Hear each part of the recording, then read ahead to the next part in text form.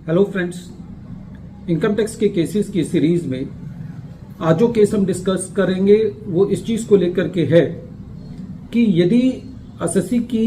Assessment किसी section के अंदर सेक्शन 143 सबसेक्शन 3 के अंदर नहीं की गई या 147 के अंदर कोई असेसमेंट नहीं की गई, लेकिन खाली एसएससी का जो ऑर्डर पास किया गया वो सेक्शन 143 सबसेक्शन 1 के अंदर जो ऑटोमेटिक ऑर्डर अब सीपीसी से आता है वो ऑर्डर एसएससी को मिला और उस ऑर्डर को मिलने के बाद एसएससी ने ये पाया कि उस साल की असेसमेंट में किसी आइटम पर 2 बार एसएससी ने टैक्स दे दिया है। तो क्या ऐसे केस में एसएससी के पास ये अधिकार है कि वो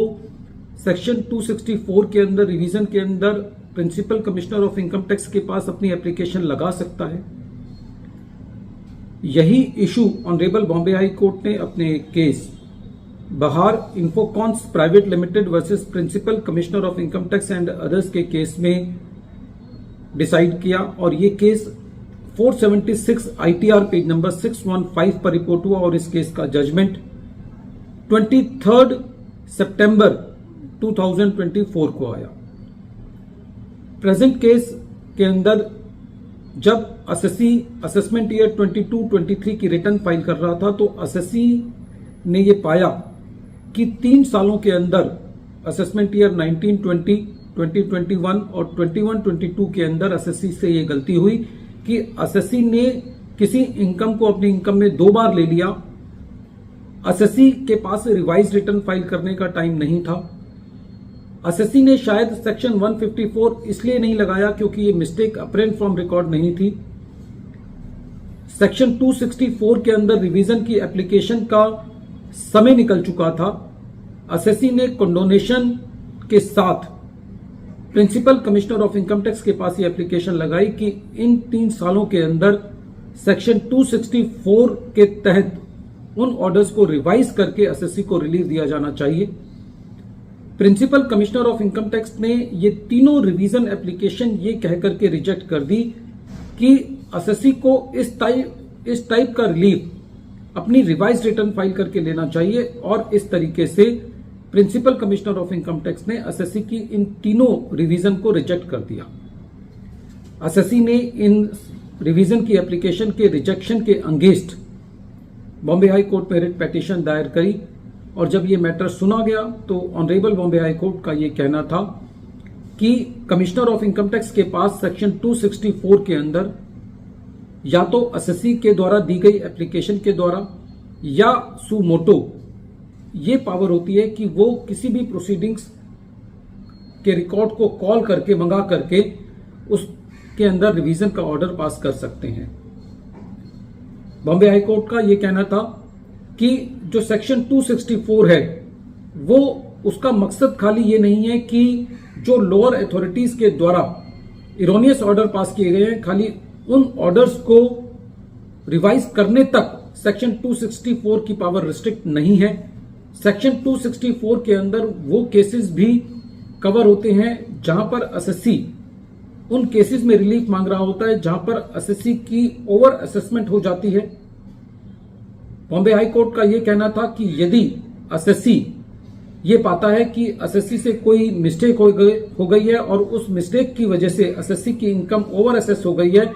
तो उस केस में एसएससी सेक्शन 264 की रिवीजन के लिए जा सकता है। कोर्ट का यह कहना था कि सेक्शन 264 की जो रिवीजन की पावर है वो खाली उन ऑर्डर्स तक सीमित नहीं है जो ऑर्डर्स इरोनियस होते हैं। यदि एसएससी से कोई बोनाफाइड मिस्टेक हुई है तो उस मिस्टेक को रिमूव करने के लिए सेक्शन 264 की पावर का इस्तेमाल किया जा सकता है। यदि गलत रीजन देकर के सेक्शन 264 की एप्लीकेशन को रिजेक्ट किया जाता है जैसा कि प्रेजेंट केस में किया गया तो इससे एक एसएससी के केस में एक गलत तरीके से उसकी इनकम पर टैक्स लिया जाएगा जो कि प्योरली एक इलीगैलिटी है, इनजस्टिस है। कोर्ट का यह कहना था कि प्रेजेंट केस के अंदर यदि सेक्शन 264 का रिवीजन नहीं किया गया तो इससे एसएससी का जो लीगल राइट है वो ब्रीच होता है और कोर्ट ने ये आदेश दिए कि एसएससी की सेक्शन 264 की रिवीजन की एप्लीकेशन को मेरिट पर सुना जाए। फ्रेंड्स, ये केस बहुत इंपॉर्टेंट है। कई बार सवाल ये उठता है कि एसएससी रिवीजन के लिए क्यों जाएगा, वो 154 क्यों नहीं लगाएगा। लेकिन यदि 154 की एप्लीकेशन लगाई जाती है तो उन केसेस के अंदर खाली वही एंटरटेन होगी जो मिस्टेक अप्रेंट फॉर्म रिकॉर्ड है। लेकिन यदि एसएससी को कोई ऐसा लगता है कि जहां पे एक बहुत थिन लाइन ऑफ डिस्टिंक्शन है मिस्टेक अप्रेंट फॉर्म रिकॉर्ड में, और कोई ऐसी गलती जो एसएससी से हुई रिटर्न फाइल करने में जिसकी वजह से उसकी इनकम एस्केप हुई, जो कि स्ट्रिक्टली सेक्शन 154 में रेक्टिफिकेशन के दायरे में नहीं आती, तो उसके लिए एसएससी सेक्शन 264 में इस केस के मुताबिक बड़ी आसानी से जा सकता है। वीडियो के अंत में एक बार फिर मैं केस का नाम रिपीट कर रहा हूं। केस का नाम है Bahar Infocons private limited versus principal commissioner of income tax and others, और ये केस 476 ITR पेज नंबर 615 पर रिपोर्ट हुआ। Matter honourable Bombay high court ने एक रिट पिटीशन की मदद से 23 सितंबर 2024 को डिसाइड किया। फ्रेंड्स, इस केस में एक इंपॉर्टेंट बात यह भी थी कि जो रिवीजन एप्लीकेशन थी वो भी विद इन टाइम लिमिट नहीं थी। कोर्ट ने उसके लिए भी एसएससी की कंडोनेशन को अलाउ किया।